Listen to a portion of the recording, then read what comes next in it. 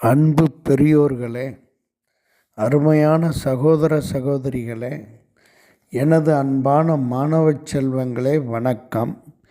இன்றைய குறள் பதிவு அதிகாரம் 6 60வது குறள். தலைப்பு வாழ்க்கை துணை நலம். குறள்: மங்கலம் என்ப மனைமாட்சி மற்று அதன் நன்கலம் நன்மக்கட் பேறு. மீண்டும் சொல்கிறேன். மங்கலம் என்ப மனைமாட்சி மற்றதன் நன்கலம் நன்மக்கட் பேறு. அதாவது இல்லறத்தின் அழகு என்பது இனிய மனைவி குழந்தைகளே ஆகும். இந்த குறளின் சொற்பொருள்: மங்கலம் மனைவியின் நற்பண்பானது அல்லது சுபமானது, நல்லது என்பது.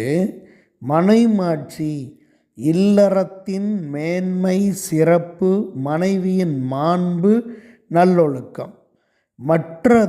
மற்றபடி அதனுடைய நன்கலம் நல் அணிகலம், அதாவது நல்ல மக்கள், நன்மக்கள். அந்த நன்மக்கள் என்னும் பேறு தகுதியை பெறுதல் ஆகும். இப்போ இதற்கு பொருள்: ஒருவனுக்கு நல்ல குணமும் நல்ல செயல்களையும் உடைய மனைவி அமைந்து விடுமானால் அதுவே அழகு என்று அறிந்தோர் கூறுவர். மேலும் அந்த இல்லத்தின் அழகை அலங்கரிப்பதற்கு நல்ல பிள்ளைகளை பெற்று மகிழ்வதே என எம்மாசான் தமிழறிஞர் கூறுவது குறளோடு ஒப்புமை நோக்கத்தக்கதாக இருக்கிறது என்பதை அறிய முடிகிறது. இதற்காக ஒரு விளக்கம்: அன்பு, கருணை, இரக்கம் இவைகள் எல்லாம் தெய்வத்தின் தன்மைகள் ஆகும். இந்த மூன்றுமே தமக்காக இல்லாமல் பிறருக்காக, பிறரின் நலனுக்காக விதைக்கப்படும் விதைகள் ஆகும். மனித வாழ்வியலில் ஒழுக்க நெறிகளுக்குள் விளைகின்ற பண்புகள். இந்த குண நலன்களை பெண்கள் மனதில் சுமந்து திரிகிறார்கள் என்றால் அதை உலக மக்கள் அறியும்படி வெளிக்கொணர்வது அவர்களுடைய நல்ல செயல்களே ஆகும். அவர்கள் ஆற்றும் இல்லற கடமைகள் பிறந்த வீட்டின் பெருமைகளை புகுந்த வீட்டின் நலன்களாக மாற்றுவது.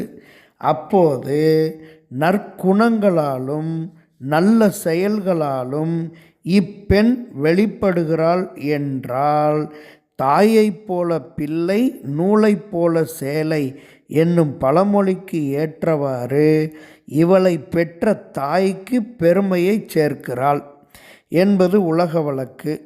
அப்படிப்பட்ட பெண் அன்பு கொண்டு ஒழுகுவதிலும் பிறருக்கு நன்மை செய்வதிலும் வீரச் செயல் புரிந்து இன மானத்தை காப்பதிலும் திறமை பெற்ற நல்ல ஆண்மகனுக்கு மனைவியாக அமைகிறாள் என்றால் அவர்கள் வாழும் அந்த இல்லம் அழகுடையதாக காணப்படும் என்பதில் ஐயமில்லை.